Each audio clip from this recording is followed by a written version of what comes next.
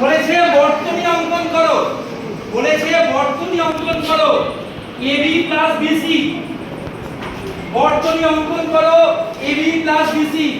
কেউ আঁকতে পারলে এঁকে ফেলো তাড়াতাড়ি। Ready start. 10 সেকেন্ড, 10 সেকেন্ডের মধ্যে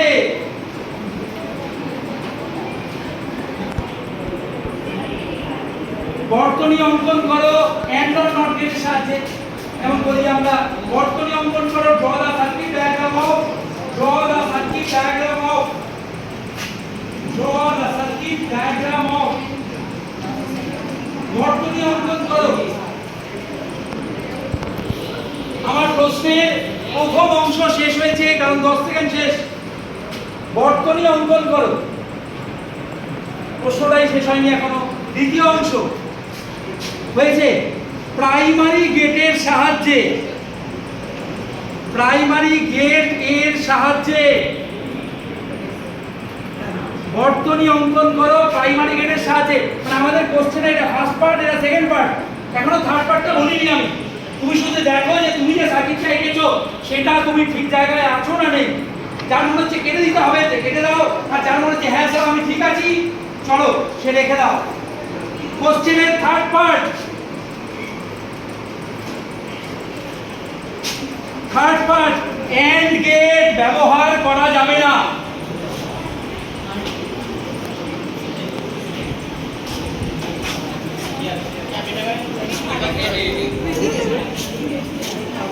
কি মনে হচ্ছে সবাইকে কেটে দিতে হবে তো?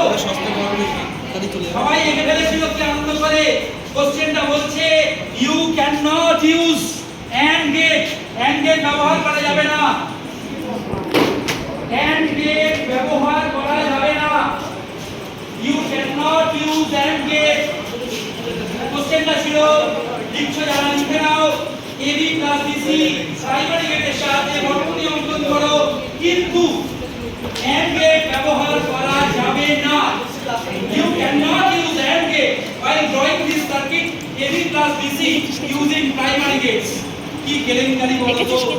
AND gate মানে হচ্ছে এইটা, AND gate মানে এইটা। যা বাবা এটা যাবে না।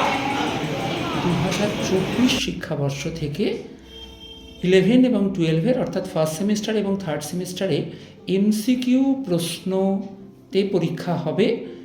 এটির একটি নতুন প্রশ্ন পদ্ধতি তৈরি করা হয়েছে, সেই নিয়েই ছিল আমাদের এই সেমিনার, যেখানে বিভিন্ন ধরনের সহজ কঠিন প্রশ্ন আলোচনা করা হয়েছে। এই বছর এই কম্পিউটার অ্যাপ্লিকেশনের MCQ এর ওপর এবং কম্পিউটার সায়েন্সের MCQ এর ওপর দুটো বই প্রকাশিত হয়েছে, সেমিস্টার সাকসেস, কম্পিউটার সায়েন্স এবং কম্পিউটার অ্যাপ্লিকেশন দুটিরই বই, যে বইগুলিতে প্রায় 1300-র ওপরে কোয়েশ্চেন দেওয়া হয়েছে উত্তর সহ।